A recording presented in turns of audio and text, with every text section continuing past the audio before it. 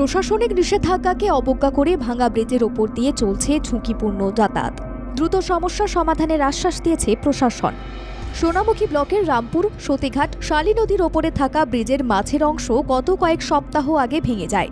তারপর বেশ কয়েকদিন ওই ব্রিজের ওপর দিয়ে যাতায়াত বন্ধ ছিল। এই মুহূর্তে প্রশাসনের নিষেধাজ্ঞাকে অবজ্ঞা করেই সাধারণ মানুষ জীবনের ঝুঁকি নিয়ে এই ব্রিজের ওপর দিয়ে পারাপার করছে। কার্যত যে কোনো মুহূর্তেই ঘটে যেতে পারে প্রাণহানির মতো দুর্ঘটনা। সাধারণ মানুষ জীবনের ঝুঁকি নিয়ে কেন এই ব্রিজ পারাপার করছে এ বিষয়ে তাদের প্রশ্ন করলে তারা জানান কোনো উপায় নেই, তাই বাধ্য হয়ে জীবনের ঝুঁকি নিয়ে এই ব্রিজ পারাপার করতে হচ্ছে। প্রশাসন বারণ করছে যে বিপদ হতে পারে, কিন্তু আমরা জনগণ কি করবে? সেটা তো দৈনন্দিন জীবনে যেটা প্রয়োজন, সেটা তো নিত্য প্রয়োজনীয় জিনিসগুলো এই পার থেকে ওপার যাতায়াত করতে হয়। সেই জিনিসগুলো আনার জন্য আমাদের এটা বলেছি যে মৌখিকভাবে আমরা পেরেছি, কিন্তু প্রশাসন যতদিন না তাড়াতাড়ি উদ্যোগ না নিচ্ছে ততদিন কিন্তু এইভাবেই আমাদের চলবে।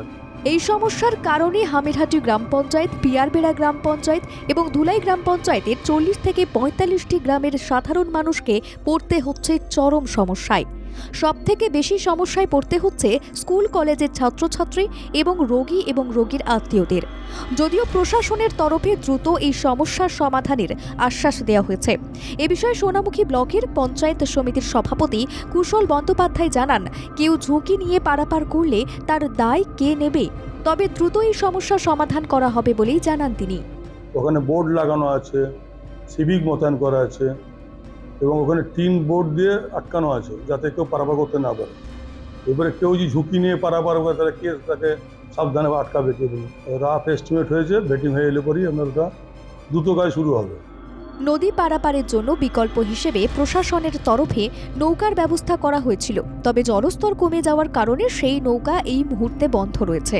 এখন কবে এই সমস্যার সমাধান হয় সেদিকেই তাকিয়ে রয়েছেন এলাকার সাধারণ মানুষ। সোনামুখী থেকে কৈলাস বিশ্বাসের রিপোর্ট, বাংলা জাগো।